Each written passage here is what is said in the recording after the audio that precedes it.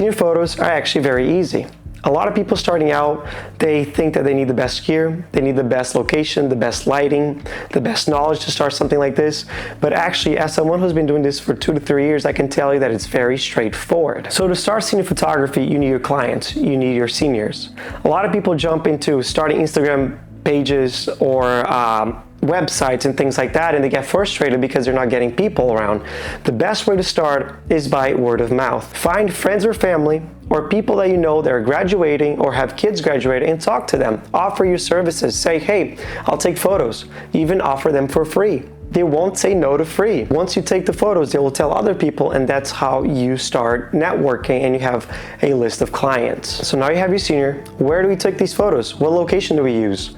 I personally love taking photos in farms, parks, anything that has nature around. Again, it's my preference and it's the one that's been working for me this whole time, and the customers love it. Locations are not a reason for you to stop or not even start taking senior photos. It can be very easy. Any place that you can showcase your senior in a way that shows their face, their body, whatever they're wearing, and it has some cool background to it, it is already great. Okay, so we have our senior, we have our location. How do we take these photos? What lenses do you use? What settings? I usually like using my 24 to 70 millimeter. Now, if you have a fixed lens, like a 50, a 35, that's more than okay. But I prefer zoom lenses because I can kind of play around and see if I can take a more narrow shot or more wide shot if I want to show some movement or something like that. You don't need an expensive lens. You can buy a cheap lens and it can do great work depending on the camera that you have.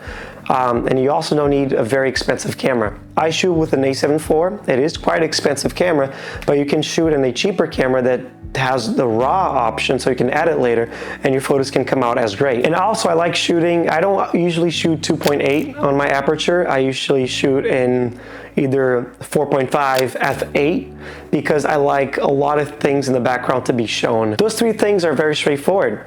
People, location, and the gear. Now, how do you pose these people? I use Pinterest. I have a list on my Pinterest on how to pose women, how to pose men, and through those poses and pictures, I can show my senior, I can have a reference and they can try doing it, and most of the time they come out very great. Okay, we have our senior, we have our location, we have our gear. What's next? Now it's the actual photo shoot day. How to deal with the photo shoot, how to pose your senior, and it's actually, again, very straightforward. I recommend just relax. Don't think too much into it. Don't overthink. Try to be nice. Try to spark a joke. Try to befriend the senior, actually. Try to make them feel comfortable and feel like a hangout instead of actually a photo shoot.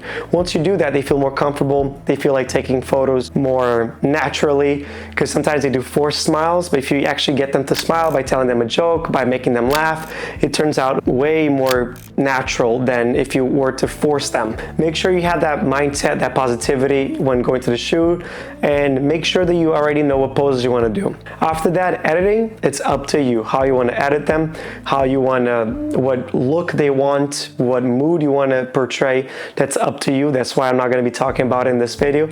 But that's it, guys. I hope this was helpful. I hope you guys are a lot more comfortable going out and taking photos. Again, I was very nervous the first time I did it, and I still get some nervous time to time, but now it's very easy, very straightforward, because I've learned. And again, you'll never learn something or you'll never start something if you never actually go and do it. So go ahead, pick up your camera, start doing it, and let me know how it was. Thank you guys. I'll see you guys in the next one.